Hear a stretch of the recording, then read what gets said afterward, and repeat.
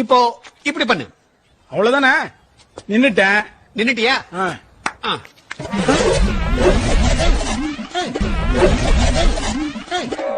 நான் போன மாதிரி என் காலுக்குள்ள போடா. உக்காந்தா இடுப்பெல்லாம் வலிக்குது. அப்ப நில்லு. நின்னா முட்டியெல்லாம் வலிக்குது. அப்ப படுத்துக்க. படுத்தா உடம்பெல்லாம் வலிக்குது.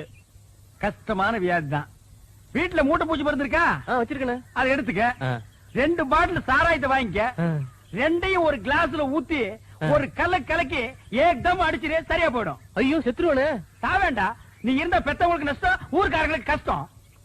பாட்டு எங்கே நிம்மதி, எங்கே நிம்மதி, அங்கே. மாப்பிளே என்ன?